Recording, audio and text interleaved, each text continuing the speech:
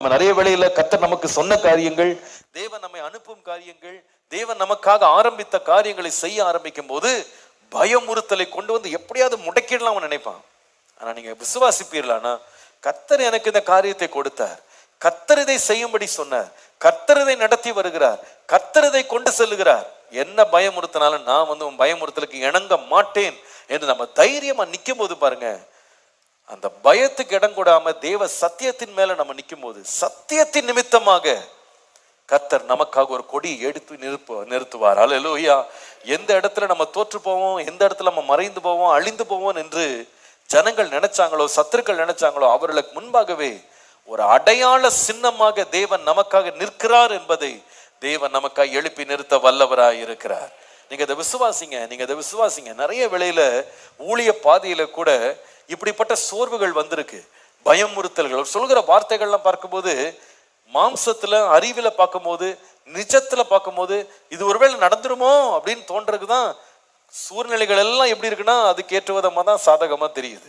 அன்றைக்கு அந்த சவுலைப்பா, அந்த கோலியாத்தை பார்க்கும்போது உண்மையாவே தோற்றத்துல அவன் பெரியவன், கற்பனையில கிடையாது, உண்மையாவே தோற்றத்துல பெரியவன். அவனுடைய ஈட்டி அவ்வளவு பெருசா இருக்கு, அவனுடைய கேடகம் அவ்வளவு பெருசா இருக்கு, அவனுடைய சேனை அவ்வளவு பெருசா இருக்கு. கண்களால பார்த்தோம்னா அவன் சொல்றதுதான் உண்மைன்ற மாதிரி இருக்கும், அவன் சொல்றதுதான் நிஜம் என்பது போல இருக்கும். ஆனா ஒண்ணு மறந்துடாதீங்க, சத்தியம் யார்கிட்ட இருக்குன்னா தேவன்கிட்ட தான் இருக்கு. பிசாசு யார் என்றால் அவன் பொய்யனும் பொய்க்கு பிதாவுமா இருக்கு. அவன்கிட்ட சத்தியமே கிடையாது, அவன்கிட்ட உண்மையே கிடையாது, அவன் எதையுமே உண்மையா பேசுறது இல்லை.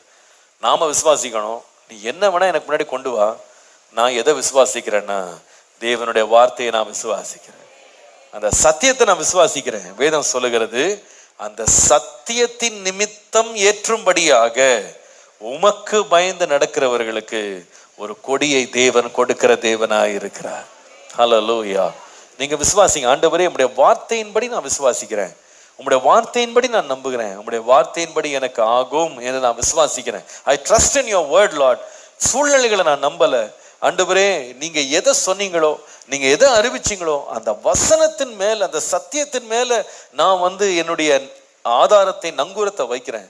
நிச்சயமாகவே எனக்காக ஒரு கொடியை நீர் ஏற்றுவீர்.